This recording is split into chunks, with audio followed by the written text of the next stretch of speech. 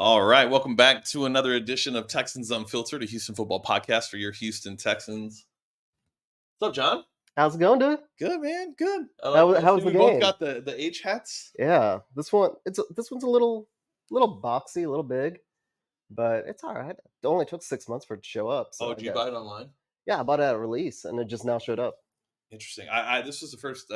I think this is the first Texan stuff I've bought in quite some time. That one's pretty cool. From what is it? Homage. Homage. Homage. Yeah, What are they? They're like a fan wear. yeah. Right? I have a I'm bunch of assuming. Astros stuff from them. They'd never made a good Texans thing. This one's pretty dope. Yeah. When did that come out? I Did don't you know. just get it? Yeah, I just saw it at the game. Oh, nice. I know Parker McCollum just did like an exclusive release with the Texans that day. Oh, cool. And I think Homage made that one as well. I'm not 100% sure, but No, yeah. I mean it's wild. Like that's one of the things that the Texans haven't had good merch in forever. So the fact that part of the rebrand, they're actually, getting good stuff, like that's exciting. Yeah, I feel like most sports franchises don't do really good. No, they really don't. I don't understand it either because it's like it's a simple fix. Just go like hire like a fan that is also like a graphic designer or designer in general and say, hey, make me some cool stuff. Well, I mean, which is really all it takes. Like I can almost understand with the Texans because we don't have a lot of retro. We don't have a lot of that stuff that is just like that old school cool. Fair. However, they just didn't try. Like make some. I don't know.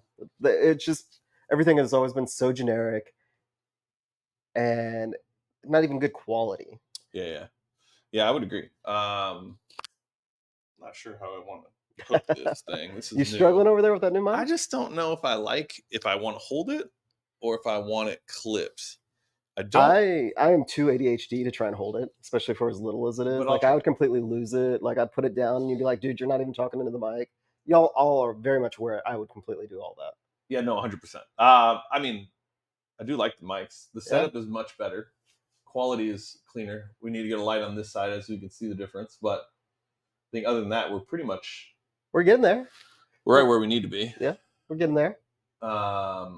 So how was the game? You actually went? Yeah. Me and Parker went.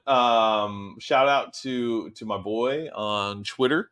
I'm gonna not say his name so you guys don't blow him up in case you guys want tickets. But he messaged me.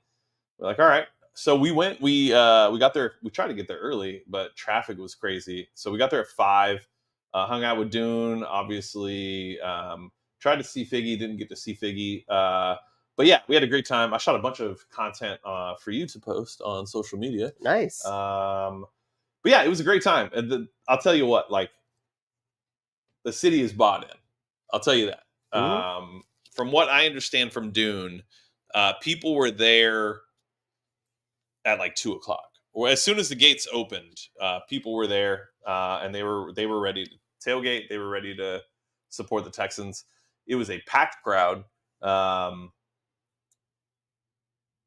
Tailgating was awesome. The stadium was packed.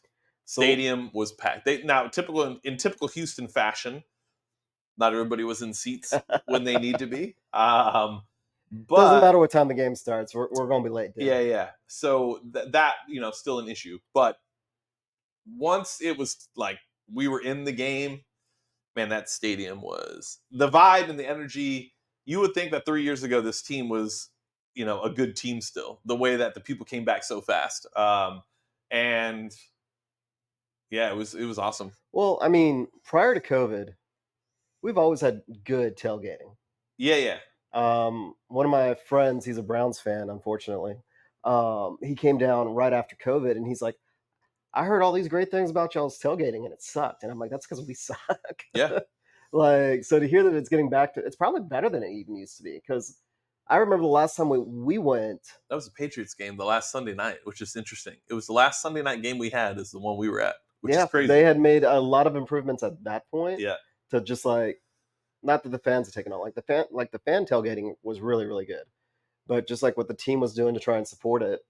And then post-COVID, when I took Jack, he was bored. They just didn't have enough going on.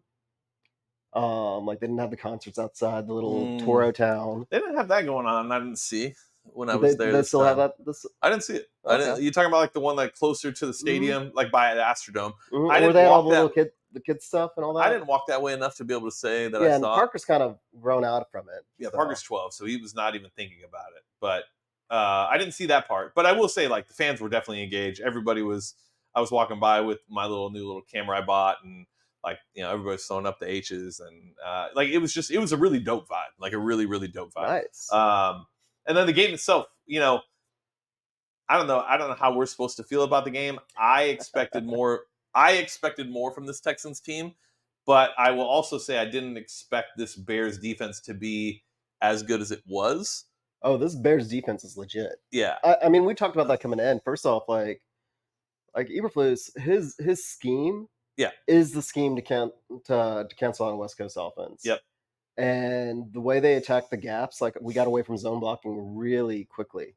And then of course, doing a drop hit tackle Joe Mixon. on Joe Mixon, like that just messed up, I'm sure, the entire game plan because they were moving Mixon around everywhere. Yeah, But the other running backs don't have that flexibility. yeah, no, I mean that definitely impacted the game. I think that they were going to abandon the run in general. They were not able to. I'm do not even it. talking about abandoning the run. Oh, you're talking about When they were moving him out to Oh yeah, he's playing receiver, slot. moving they were doing a lot more motions. Yeah, Previous to him getting hurt. yeah. Well, I think they were trying to open up the run game. It just didn't work the way Yeah. that they were hoping it would. The usage of Tank Dell, I know that seems to be a complaint on Twitter this week, was a lot more motions, reverses, end arounds with Tank instead of just letting him play wide receiver. I get it. I almost think it's like a week to week thing when it comes to Tank on like how they're going to use him. It's a game plan thing.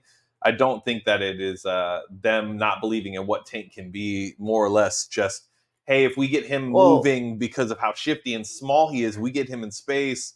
Maybe they're going to have to account for him. Then we can open up the run game. It didn't work out that way, but to your point, well, I mean, first off, like I'm not worried about Tank. I'm not worried about Tank. This course about it is people just. People find something to complain about. He had come. Well, I mean, he had his last 3 or 4 weeks before he had gotten hurt. He was just out absolute fire. Yeah. And right now he's there, but not quite there. Like there was that one pass where if he catches it, which he should have, and all he did was lose it in the lights. Yeah. Like if you go back and look at it, he just lost the ball. But if he catches the ball and takes it, that's an easy touchdown. But you got to remember, this kid broke his leg, missed a third of the season. Then, while recovering from that, gets shot. Yeah. I mean, he had a rough offseason. So the talent's there, and the things are when he is getting the opportunities, he's just not been catching the ball yet. But that's going to come. Yeah, and he hasn't really been targeted too much either, right? No. So you also got to remember, like with the addition of Diggs now, him, Nico, Tank, and then Schultz, like Mixon also in the passing game. Like now there's a lot more options for CJ to go to, and then obviously another weekly reminder of like Nico Collins is wide receiver 1. Like targets were there, catches were there, yards were there, touchdown was like CJ is looking for Nico. So play, add all of that up. Oh, 100%. I mean, as he should. Absolutely. It's funny to see the amount of attention that Nico is getting now from the national sports broadcasters. Like they're starting to pay attention. It's like, I get it. You guys are always late. That's fine. But like this guy is I think he's like a top 5 wide receiver in this league. I don't think that's an understatement or an overstatement. Like I think he's by far. I heard a lot of, even coming into this week, where people were like, oh, I'm pretty sure he's top 3. And people that are usually very critical of receivers. And I mean, he's up there. Top 3, top 5, definitely. Yep. Especially right now, the way he's playing. Like he's just there. He is just the guy. Which, I mean, brings up one of the first narratives that I kind of want to talk about. Do you think that we have too many weapons on offense for Bobby Slovic? That is one of that I've seen that all over Twitter. I think that the expectations for this is why when we started again, I talked about the expectations. I think the expectations right now are so high coming into the season from a national perspective and from a fan perspective that when you're not seeing 40 points a game, then automatically people are like, ooh, they got to find a way. Like, is it because there's too many weapons for Bobby Slovic? Does he not know how to integrate all of them? And at the end of the day, like it's going to be a week to week thing, right? Yeah. So you're going to have to figure out. It's a week to week league, as Bill O'Brien reminded us every week in his press conference. But it's to the truth, right? Your game plan is going to vary week to week. certain weeks Nico's going to be the guy, certain weeks Stephon will be the guy, Mixon will be the guy like he was in week 1. Like there's so many weapons that you just can't have a game where Tank gets 100, Nico gets 100, Mixon rushes for 100, and Stephon gets 100. Like that's not real football. That's Madden. Yeah. So you have to understand that it's going to take time. So no, I don't think that they have too many weapons. I also think it just takes time to gel, to understand what we're going to do. This is only week 2. Let's see how it looks in week 5, week 6, week 7. But you can't have too many weapons. That's a stupid narrative to run with. I mean, CJ Stroud, as good as he is, this is only his second year. That too. And there was nothing wrong with that game. Like that, sometimes things are going to happen. Yeah. Should we have beat the Bears by 2 touchdowns? Yeah, we're a couple of plays away from it. Yeah, I mean, we should have. Their offense was completely useless.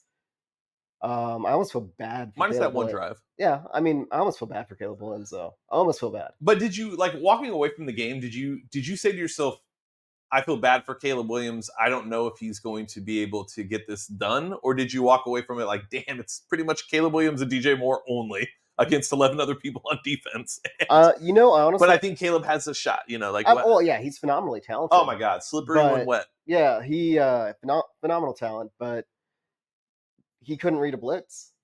Yeah. It was almost mirror image of CJ Stroud. CJ, if they blitzed him, he burned them, so they stopped blitzing him. The only drive that Caleb Williams put together was the one drive where we didn't blitz heavy. Yep.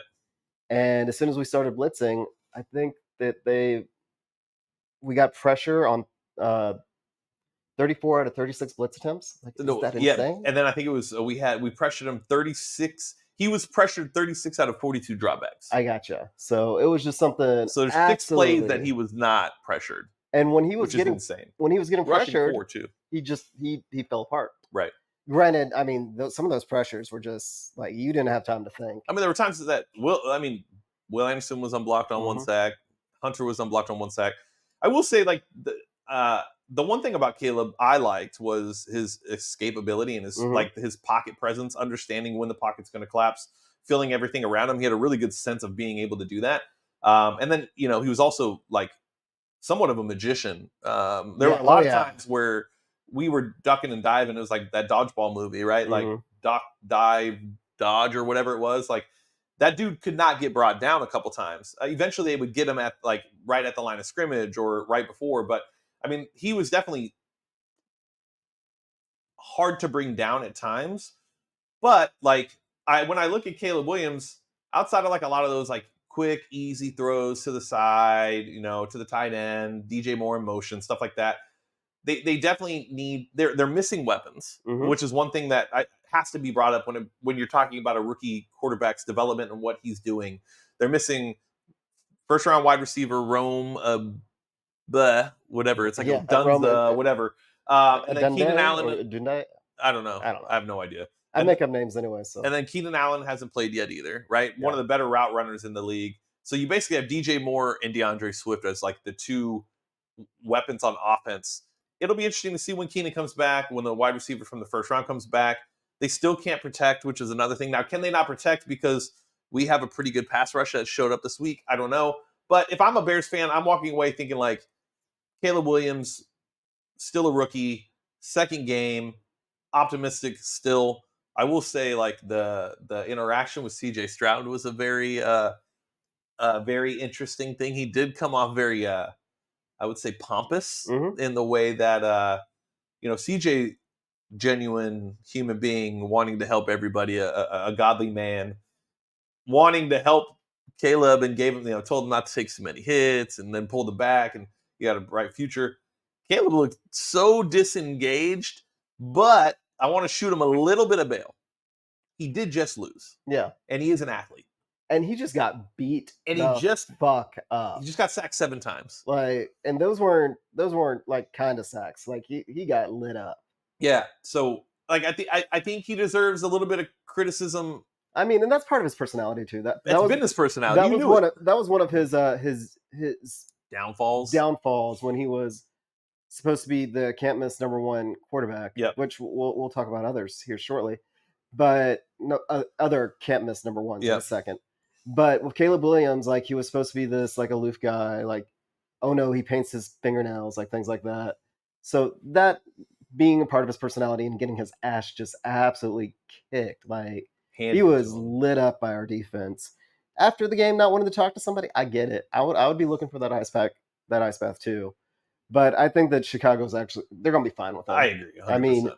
not everybody gets a CJ Stroud. So Yeah, let's be honest here. Like I keep wanting to pinch myself when it comes to Stroud because even after a disappointing game, I would have straight up murdered for a disappointing game. If this Sunday night game was a disappointing game, I would have straight up murdered for a disappointing game a couple of years back. yeah. I mean, I think even with CJ, like he took some unnecessary hits. Tytus again, 2 weeks in a row, not looking like the right tackle that we all expected him to be. Hmm. So that's continuing to be a question. It was a theme last week or the week prior. It's a theme this week. I brought it up on the first when we did a recap of the Colts game. It looks like that's going to continue to be a problem. But CJ still, even with what he did, he was an efficient quarterback. He led the team when we needed him most. He was there, and it's like reminding ourselves, and it's hard to do when you have a quarterback like this, is that it is his second year. Yeah, So like that's okay. And his game wasn't even a bad game. Like it wasn't it even a was a bad game. great It was a game. great game, Like but people just want to find everything. It's the level that he's on that and that matters. Like that's why he's getting, I wouldn't even say criticism because like people aren't really criticizing him, but but they're they acting. are asked, they're like, well, I had a different game. It was probably not the best of his career. It's like, yeah, well, he's also only played he missed 2 games last year. Hmm. So he's only played 18 games, 19 games as a second year quarterback. Like, come on. But I mean, with Stroud, I think he's also getting acclimated to the new weapons and like going through his reads in a different way. What you'll see as this season continues is that he's going to become more and more comfortable in this offense, and everybody's going to start to gel. It's going to take time. Practice is one thing, getting reps in practice, but actual game reps are two totally different things. And I think now we're going to start to see them continue to get comfortable with each other. And I think like the sky's the limit still for CJ Stroud. Obviously, like it's Yeah, just I mean he's off to a great start 2 games into the year 260 and a touchdown. against the best secondary in the league. Yeah. Hands down, best secondary in the league. What was the name of the corner for the Jalen Bears? Johnson. Yeah, number one corner currently. Yeah. So yeah, Nico diced him up. and You can't play zone against Nico, just in case anybody didn't know. You can't. and the Texans showed more than enough than they needed to against that defense. We were afraid of that defense coming in. Yep. And they were even better than advertised. I'm at this point, two tough defenses in a row. The season's kind of starting, and so CJ Stroud is, just looking like he's, I don't know, above average, still looking like a top 5 quarterback to me. Yep. So if anybody is actually disappointed, sometimes I'm like looking at Twitter and looking at Reddit, like, are they just overreacting? Do they really mean this, or do they just fire something off in a quickness? But I would say calm down. Um, like this is still the most talented, the most complete Texans team that we've probably ever had. To On be paper, honest, this is the best team we've had. I mean, It's not debatable. the defense can win us games. The offense is going to win us games. Yep. Um, the special teams is going to win us games. I think Yep. they pretty much Kaimi has won us the past 2 games. The dude is clutch. So yeah, like yeah, I think it's gonna be a long season, and this is gonna be one of those where there's gonna be some games where the offense just absolutely bails out. There's gonna be games where the defense bails us out, and that is a great problem to have. If we were an all offensive team, like your sky is just not quite, your ceiling is just not quite as high. well, I think we saw with the Lions last year. Yeah, I mean, their defense was just but like their offense was great. You know what I mean? And it's the same thing this year for us. I mean, except for the fact that now we're clicking on all cylinders. We have a defense, we have special teams, we have an offense, we have weapons. We're learning how to use our weapons together. Again, it just comes back to expectations. The expectations for this team are AFC Championship. So therefore, because of that, we have to be the Chiefs. And unfortunately, the Chiefs are like the Golden State Warriors in the sense of like, because that offense is so dominant and so explosive, you expect if you're going to be in that same category that you're doing the same thing, right? Yep. And with the Warriors, Steph Curry, he changed the game. It was all about 3-pointers and pulling up from the logo. The Chiefs are very much similar in that aspect of like, that's what people want to see. That's the league that we're in now. The NFL is an offensive driven league. It's just going to take time for the Texans to be able to get to that level. Yeah. And I mean, we were supposed to be weak against the run. players not named Caleb Williams only got, what is I think that? it was under 30. 27 yards Yeah. rushing. Let's say I thought it was under Caleb, 30. Caleb Williams got 44 of their rushing yards. Yeah. 24 was in one run. Yep. So you take that away, and I mean, even with that, that's still great numbers. No, yeah. I mean, the defense played really well, really well. It was just, I think that, and I had higher expectations too for this game. I didn't necessarily. I think I expected under 30. I didn't expect them to blow it out of the water from an offensive perspective. I thought our defense would do a little bit better from a holding them to maybe a touchdown or a field goal. I didn't expect them to score much more, but at the end of the day, like the penalties are what kept the Bears in the game. Yep. This was probably the most undisciplined DeMeco Ryans coach team that we've seen so far since in his tenure. Mhm. And because of that, like the Bears were in the game. That's why it came down to the last 4 minutes of the game. Those penalties, and they were like illy timed, right? Like always happened at the worst time. I think it was 12 penalties or something like that. It was a lot. And because of that, the Bears were able to be in the game. Had that not happened, had the fumble not happened, this game would have been well over by halftime. Oh, yeah. The first half I mean, was different than the second half. First half, that was the Texans I expected. Second half, well, it was when Mixon got hurt. Yeah. And they almost went too conservative on the second half. They didn't trust. They were so afraid of the Bears front that they completely stopped going with any sort of play action. Yep. The motions, I kind of see. as play action. No, not motions as play actions, but once Mixon got hurt, like they kept motioning receivers into the backfield and Mixon out. Yeah. And they stopped that completely. Yeah. And the reason the game felt so weird, I mean, we didn't have a good rushing game. No, we didn't break 100 yards rushing. No. And for CJ Stroud, I mean, 23 out of 36, like, I'll take it. I mean, that's 50-something %, which is fine. It's not his otherworldly percentage, but this is why the game felt weird. Yep. We scored that touchdown on the Akers fumble, and there was a field goal opportunity that we didn't go for or something. Like there was another 3 points somewhere. I'm trying to remember where. We didn't score when Akers fumbled. We didn't. No, that's what I'm saying. Oh, I thought you said we did. No, there was 10 points. There was 10 easy points that the Texans left on the field, and I'm trying to think of where that. Well, if you're thinking of before the half, they made it, but they took it before the half. Right. I don't believe there was a field goal attempt. What am I thinking of? I'm not sure. I know the touchdown for sure. But definitely the touchdown. And I mean, just score the touchdown, and the game feels differently. Yeah. No, 100%. I agree. I will say, like, the penalties are a thing where so many new players on both sides of the ball. I just think that that's sometimes just going to be a thing. Mm-hmm. Tunsil's going to have a false start every game. You're going to have that. But like other than that, well, it's not something we see from DeMeco, so I'm not gonna be too concerned. I'm not concerned about the penalties at all because it was our first Sunday night game in like 5 years. You think that played that big of a part? Oh, definitely. They were hyped.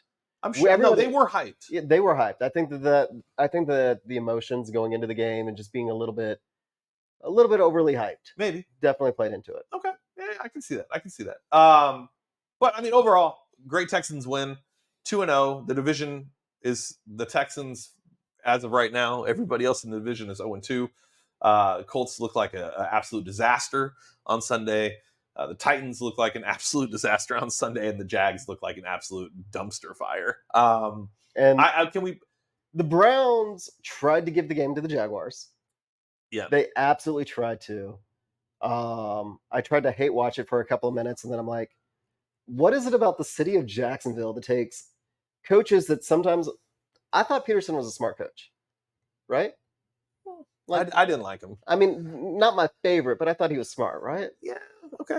Maybe? I didn't. Okay. Yeah, when I saw what happened in Philly with him, if you're letting go of a Super Bowl coach 1 year after a Super Bowl, there's something there. I thought it was his attitude. I thought that was kind of like he strikes me as like struggle. What people think Bill O'Brien is. Yeah, probably. But not because I don't think Bill O'Brien is what people think he is. Okay. I can see that. I can definitely see that. But regardless, whatever happens in Jacksonville, you get dumb. Yeah. regardless. And that's definitely what happened there. And then Cleveland tried to be even dumber. They literally gave the Jaguars the ball back with the chance to score with a stopped clock. When I don't know, like that was just crazy stupidity. The little bit that I watched.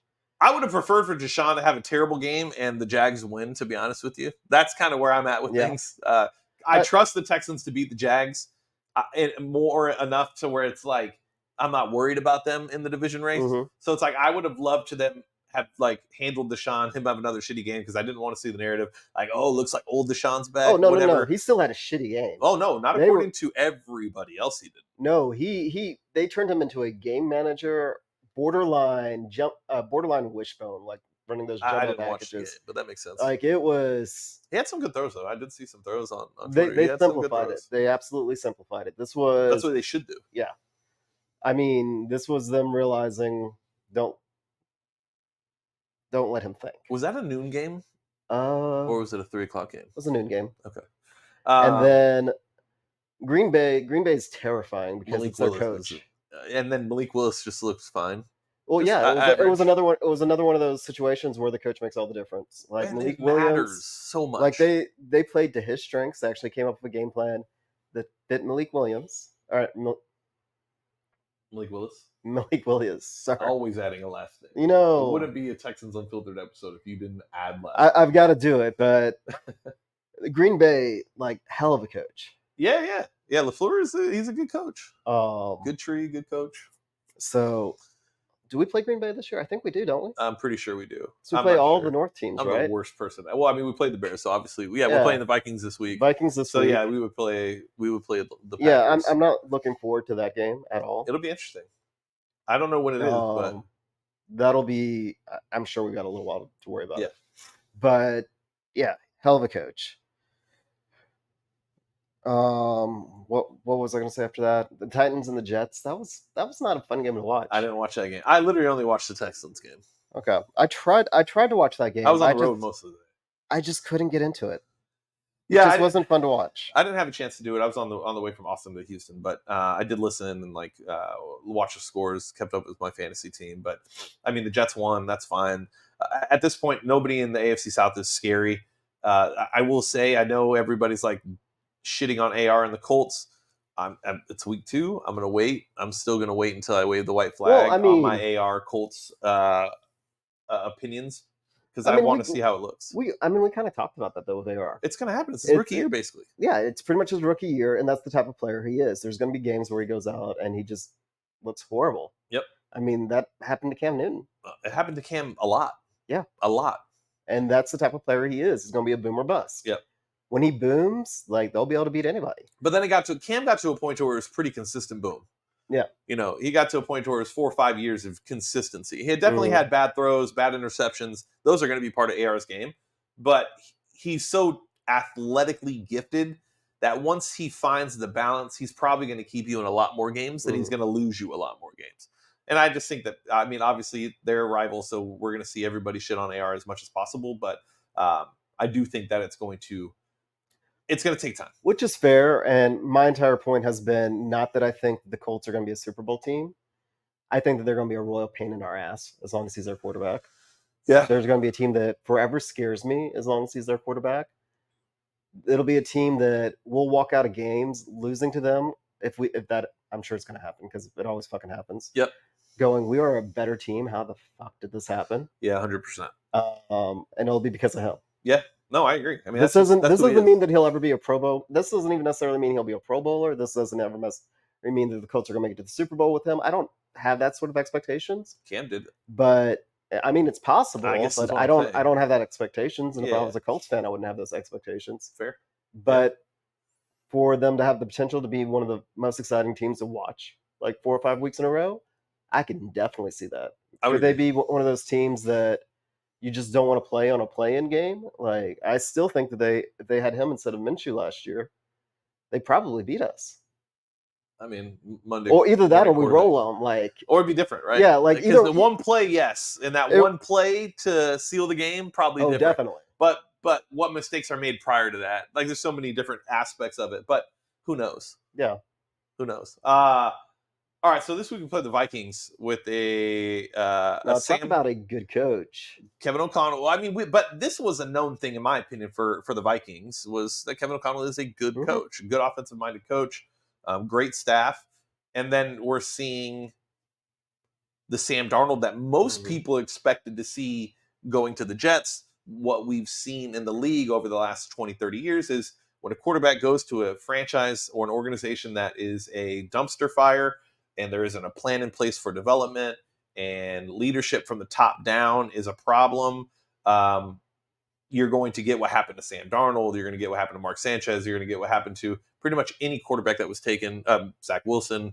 You're going to. That's why the Jets continuously are in the situation they're in. That's why they had to pay for the Aaron Rodgers. So I say that to say Sam Darnold in Minnesota looks like a different quarterback. Looks like the quarterback people were expecting him to be coming out of college. 2 weeks straight. This is going to be an interesting matchup. Oh, they scare. I mean, they really do scare me. Like this is. It would not surprise me if we lose this game. Yeah, that's fine. I mean, they're it's not going 17-0. Yeah, they're not. We've never won in Minnesota. Oh, I didn't know that. This is, I believe, the only stadium that we still do not have a win in. Oh, I mean, it would be nice if CJ just goes ahead and starts knocking things like that off. But to KOC's credit, it's not just offensive minded. I think that there's like a psychologist aspect of a lot of these coaches that get the most out of their quarterbacks. Yeah. Like Darnold had all the talent in the world, but with the situations that he was in, specifically the coaches that he had, they weren't going to get that out of him. They were expecting him to come in and be the savior. Well, they also had he had a ton of changes too, and he had a ton of offensive changes, coordinators, coaches, ton all of that. just like Turnover craziness everywhere. Well, you go to Minnesota, he was supposed to be the backup. They have Who'd they draft? They drafted one, right? Yeah, they did. What's his name? No. That's Atlanta. The guy that's out for the year because he tore his meniscus. Played at Michigan. Oh, Bo Nix? No, that's Denver.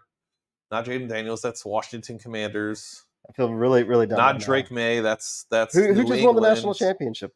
Who won the national championship? Georgia, right? I don't know. I'm not a big college. I don't watch college football like that. No, Michigan Wolverines. Oh, yeah. I'm not sure. JT Daniels? No. Okay. All right. Yeah. That name came out of nowhere, but I'm trying to also fill space here to ensure that I don't have to edit the audio as much. But JJ McCarthy. JJ McCarthy. There we go. That's much easier. That was the one guy that actually people were saying looked good in preseason. Right? Oh, he looked phenomenal. Yeah. And then he got hurt. That's right. Yeah. He was the one that prior to the draft, they were like, he's not a top 10 pick. Yep. The Vikings fell in love with him, made him, I think, pick number 9. Yep. Correct me if I'm wrong. I'm not sure. He came out during the preseason, and they were like, oh, there might be something there. Yep. Tore his meniscus, out for the year. Okay. Yeah. He looked good in the preseason. I remember watching a couple games. So Sam Darnold now with consistency, coming from a San Francisco team, so seeing a very similar offense, and coming over to Washington where you probably have the best wide receiver in the league. Fair to say, right? Yeah. Justin Jefferson, I believe, is the best. Oh, coming over to Minnesota, and Justin Jefferson is the best wide receiver. Him I know Chase, you love Debo. Don't get me wrong. Him and Chase are both there. That's what I'm saying. Well, I love Debo. Don't get me wrong, but Debo is not. No, so it's Jamar Chase or Justin Jefferson. Yeah. Or Nico Collins. It might be or Nico Collins. But yeah, so you have Justin Jefferson, a nice, consistent offense that you've been in.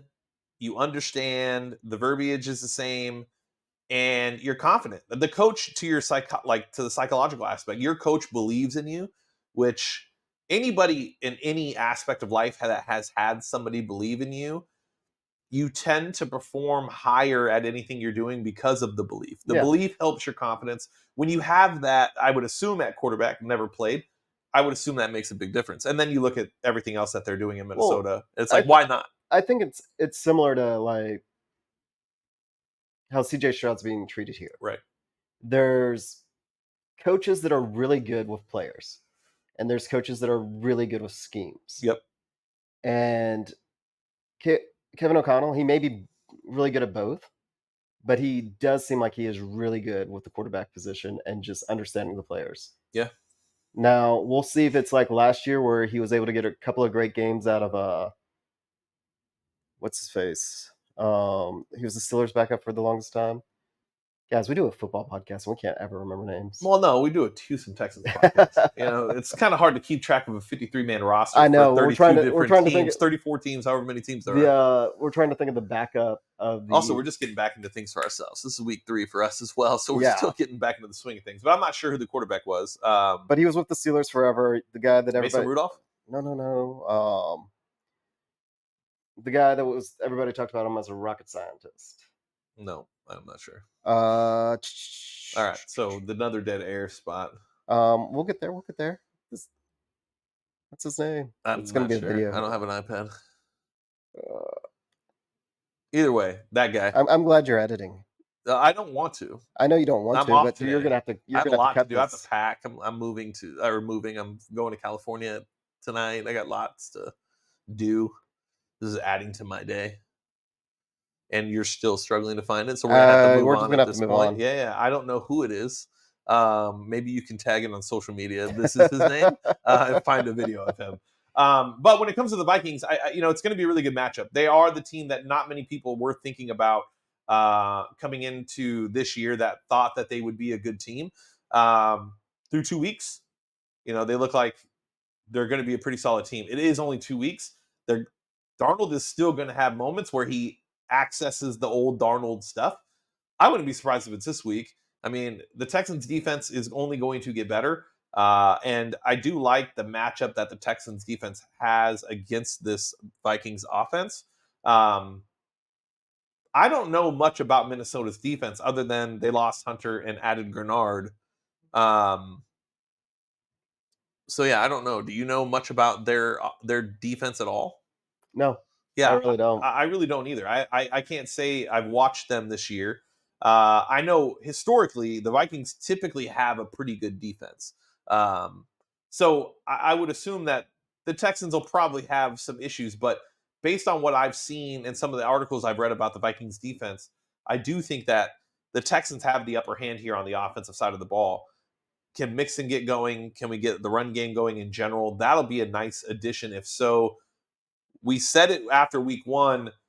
Is the run game what we expect or what we thought it could be, or was it the Colts defense that caused an issue? That with them being so bad on run defense. Now, after 2 weeks, we see that the way that the Green Bay Packers ran against the Indianapolis Colts, that maybe the Colts defense is just that bad. And so we don't know what to expect from the run game for the Houston Texans moving forward. If we were to take an average based on what we did in Indy and then what we did against the Bears, maybe a 70-yard game based on, the two games of production we had from Joe Mixon and Dameon Pierce. Well, I mean, just Cam Akers too. He did have a decent run though. But I don't know. It'll be interesting to see. I mean, I think of the first 3 defenses we've played, the Vikings are going to have probably the least talented. But the Colts were bad. I mean, Colts are a bad defense. Yeah, they look really defense. bad. I mean, the Colts can't stop. They lost their starting corner, our number 1 receiver. Maybe the field just gave them an advantage. I think we expected their defense to be better because they were good the year prior. Yeah, and they got that 12th man out of the field.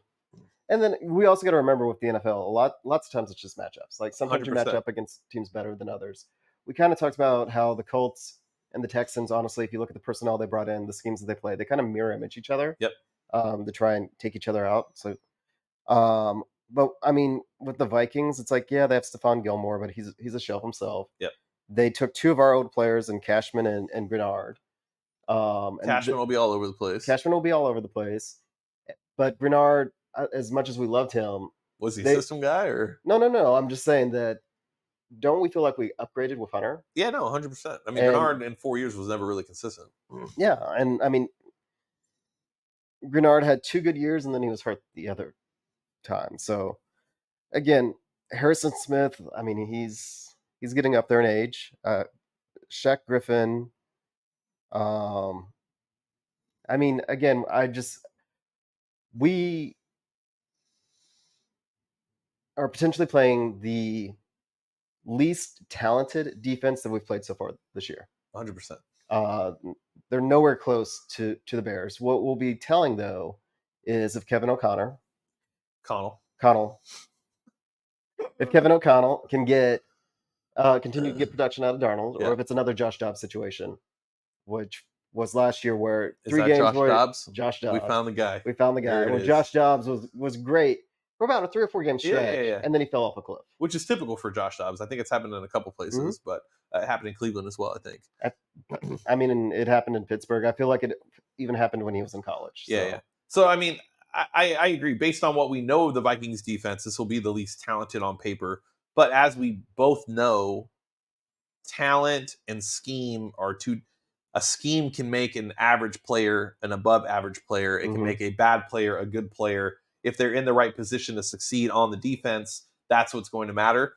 Smart coaching staff on the Vikings. I wouldn't expect them to blow us out of the water from a defensive perspective, but I do think that they'll probably be average defense, if anything. But if you're an average defense going against an offense like the Texans, who have so many different ways to kill you, still trying to figure things out, I wouldn't be surprised if this was kind of like one of those games where the offense is clicking on all cylinders, and we see what the potential of the Texans offense can be.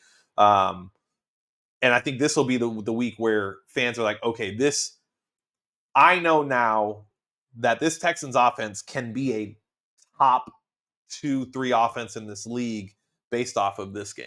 Right. And I do think this is the game. I do think we win this game. I think the Vikings come back down to earth. I mean, they're potentially without Justin Jefferson or Jordan Addison, so their top 2 receivers are potentially out. Yep. I mean, Aaron Jones is a solid back. Yeah. But solid back. He's kind of like in the Joe Mixon stage of his career. Yeah, I would agree. Well, I think that if he's a complement to the offense, he can be great. Yeah. But if you're asking him to be the offense, I don't think he can do that anymore. And that's with Mixon. I think I would rather have Mixon than Jones, like easily. So I think that it just kind of lines up where we should beat the Vikings. We absolutely should, even though we've never won in whatever they call that stadium. What is I know TD it's not Ameritrade. TD Ameritrade. Is that it? I don't know. I was about to say the Metrodome, but that's back in the day. That was the one that snow collapsed. Yeah, that was when the roof fell in. Like that place was a dump. Yeah. But for us to go up to Minneapolis and actually win a game, that'd be nice. Yeah, that would. The last time I believe we played there was the Clowney game where Clowney had those the penalties on the side and stuff. Oh yeah, that's right. I miss Clowney. Yeah. So it'll be interesting, but I do expect I expect a Texans victory this week. I do expect it to continue. I think D'Amico's going to have the team prepared based off of, I don't want to say an embarrassing night on primetime, but I think from a coaching perspective, probably not the showing that he was hoping to have from a penalty perspective. And also, he'd probably like to score more points. So I expect this team to be ready to go Sunday against the Vikings. I would expect this to be kind of this is the Texans team we were hoping to see. I want to see. This is where the fans will be like, this is it. Like it'll be the high of highs for a regular season game. And then, in a week or two, they'll be like, why did that consistently happen every week? And it's because it's the NFL, and that's just not how it works. Fair enough. So what are you expecting to happen? I think the Texans offense is clicking on all cylinders. I think that this is the game where we see what the Texans offense can be. I would say hopefully the running game is going, but I wouldn't be surprised if this is like this is the game where Diggs and Nico, or Tank and Nico, or Schultz and Nico, or Schultz and Diggs. I think this will be the game where we see multiple weapons getting involved in the offense and producing at a high level. That's what I expect. So I think this will probably be CJ Stroud's best game of the season so far through 3 weeks. And I think everybody's going to be ready to go for this game. I fully expect this to be a Stephon Diggs revenge game. Okay. The you should have paid me, not traded me the first time. So yeah, I think we win. Again, my standard prediction this year is if we score 30 points, we're definitely winning. Haven't scored 30 yet. We haven't scored 30 yet, and we're 2-0. I know. But if we score 30, we're definitely winning. I agree. I mean, my luck is we're going to score 35 and lose. But no, I don't think that's going to be this week. I think that they're too banged up. Darnold, again, he's proven that he can be a flake, even though he is starting to play like the quarterback everybody expected him to and he's playing at the highest level he's ever played at. But he can't maintain even if he has a dip to a little bit closer to regression, then he's not scary at all. And their defense, they have some names on it, but they're just older players. Like, we should run away with this game. Yeah, I think either Addison or Jefferson will likely play. I don't think both of them will miss this game. I do think that the Vikings are kind of in this situation that the Texans found themselves in last year. They're overperforming and exceeding expectations to a point to where nobody really expected that to happen. So they're Mhm. kind of playing with house money here. I wouldn't be surprised if they came back down to earth this week. Not saying that won't be that they won't pick it back up in the following week and continue to be a team that's exceeding expectations, but through 2 weeks, I don't expect this Vikings team to be this week in and week out. Darnold is going to have games where he comes back down to earth and shows kind of why some teams have moved on from him at times. So I would expect that to be this week. I do think we're going to get after him pretty good. And I think, is he the seeing ghost guy? Yeah, he was seeing ghosts against the Patriots, right? He's the quarterback that said that he was seeing ghosts out there. Yeah, Yeah, yeah. 100%. I wouldn't be surprised if that's a very similar feeling this week. I think he's probably going to take a little bit of a beating. So yeah, I predict a Texans victory, a pretty good one. Yeah. Yeah, I mean, this will be, in my mind, kinda like for the Vikings, it might be similar to, like, our game last year versus the Falcons, Okay. where they put up a good fight, but they just felt undermanned, Yeah. and I think it'll be a similar kind of feeling for them, where they'll put up a better fight than we think that they should, but they don't have the depth, especially right now, to hang with us, or they shouldn't. Like, we are on another tier than them right now. One, I think this year, I don't think that they were expecting much, right? They drafted a rookie quarterback. I Mhm. think the expectation was a rebuild year. Yeah, they signed Grenard, and I'm sure they weren't like wanting to go 2-15 or whatever it may be. But I think that they're, like I said, they're playing with house money. Anything that they do successfully this year will just be something that they build on next year. And with that being said, like I think the Texans probably trounce them this week. Alright. But yeah, Well, I'm gonna regret this because I've only got 10 minutes left, but the last thing that I wanted to talk about was this narrative that CJ Stroud was known from the beginning to be dropped into a better situation than Bryce Young. that's not how it started. I know, right? It started as the Texans were the worst. They were the worst team entering last year before the draft. Mhm. The Texans were looked at as the worst team in the NFL from a Worst talent perspective. We were looked at as the worst roster, Worst organization, worst organization. worst coaching, but then we changed that. Um, People were excited about D'Amico. D'Amico coming in, Yep. but overall, things were not looked upon favorably by the Texans. Agreed. And there's this revisionist history Yeah. that CJ Stroud was put into a situation to win Yeah. more so than Bryce Young was. Right. And that was totally not the attitude. No. Because before last year, Nico Collins had underperformed. Yep. We just drafted as our number three receiver because Robert Woods was our number two. Yep. Tank Dell, who was considered too undersized to play. Yeah. People were not a fan of that pick. Robert Woods was our second receiver. Yep. We paid good money to Noah Brown. Yep. Don Schultz. And Dalton Schultz was our 1 year guy. Our 1 year big signing that people were like, why did he go to Houston? Yeah. So this new narrative out there is, oh, well, CJ Stroud was just dropped into a better situation. We talked about this pre-draft before going with either Stroud or Young, or it might have been around the draft, that I still did not understand why everybody was saying why Young was the better quarterback than Stroud, even back then.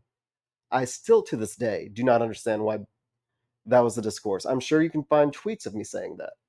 Because what does Young do well? I asked that question a lot. Texans Twitter was heavily pushing towards Bryce Young. Yep. I mean, Bryce Young was, if you took a poll of Texans Twitter from January to April, everybody wanted Bryce Young, and everybody was saying he was the best quarterback for the Texans to take. And a lot of them were guys that you get your football opinions from. These are guys that are breaking down film telling you that it's Bryce Young.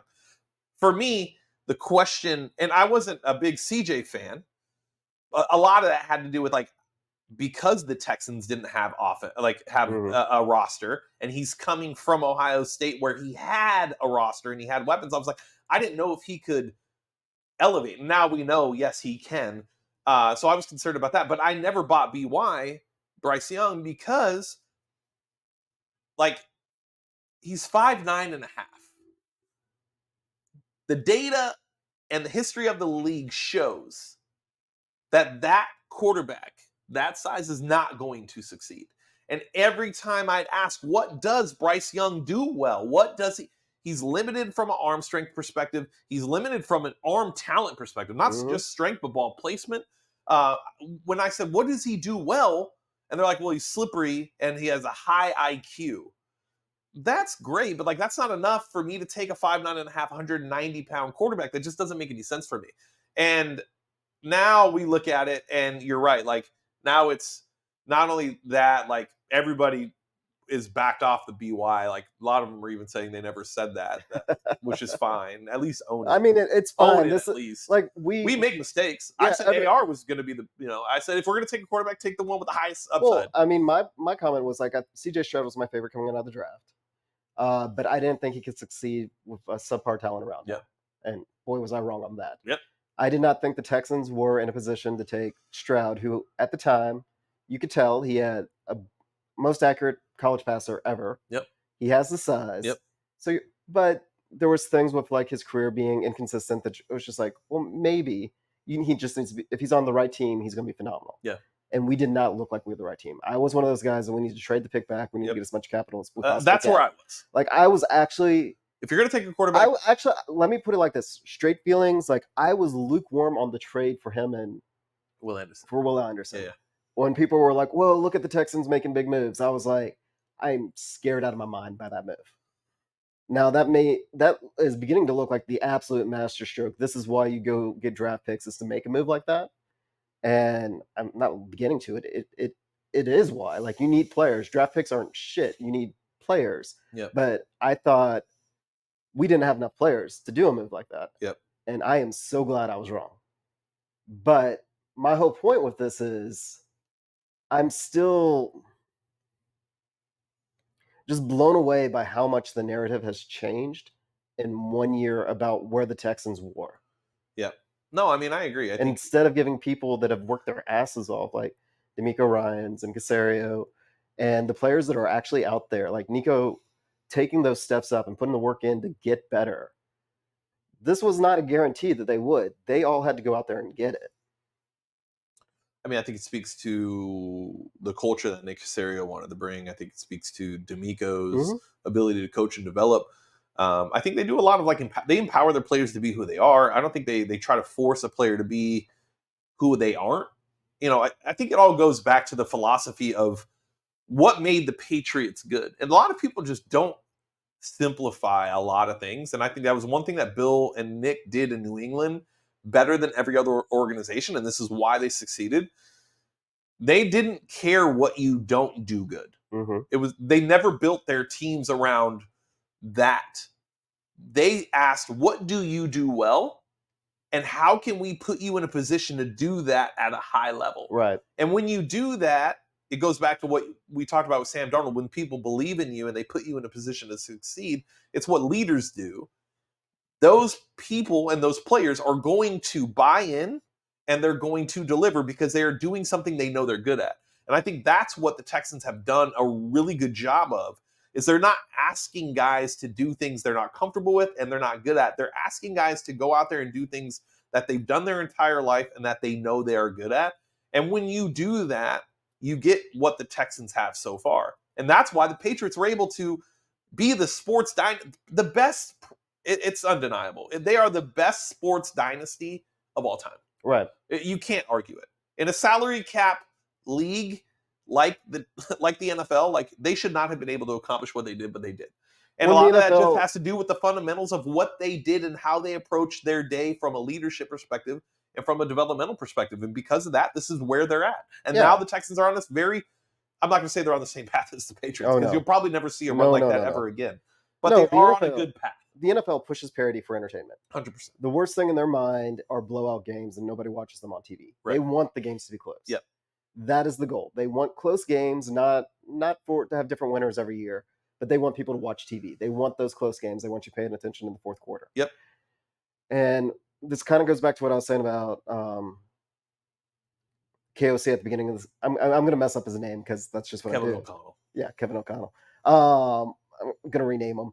But with D'Amico and Belichick and all them, it's not the X's and O's. No. They absolutely get it is the Jimmies and the Joes, like that horrible old saying, but it's getting the most out of the players that you have. It's not so much scheme.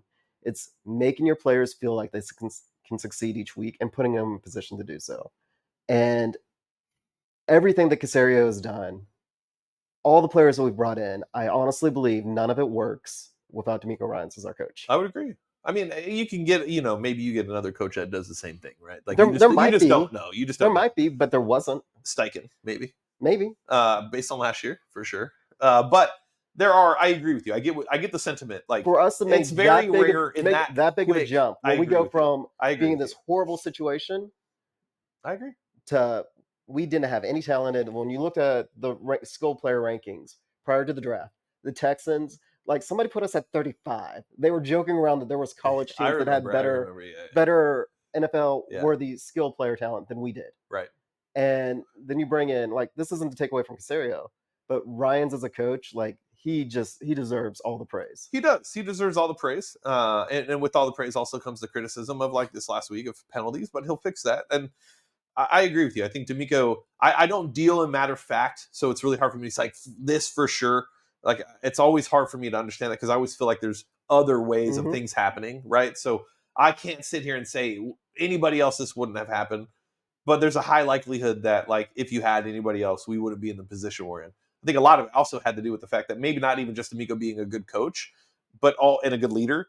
I think it also has to do with like the history of D'Amico too, right? Like that has a story and like a vibe that comes with him entering the building again from a different perspective. I think all of that, you put it together and you put it in a pot and you get what we're seeing right now. And I don't think we're done. I do think there's more that's going to happen with this team, whether it's this year or the future. But this team is poised to be a long-term problem in the AFC and in the NFL. And ultimately, that's all you can really ask for. Yep. So, all right. Predictions. I believe the Vikings are going to lose to the Texans. Yeah, I believe we're going to finally get our win there. Yeah. Okay. Yeah, easily. All right. Well, with that being said, John, anything else? That's it. All right. Well, with that being said, I'm Youngarigold. That's John Wade. We're signing off for Texans Unfiltered. We'll catch you guys next week. All right.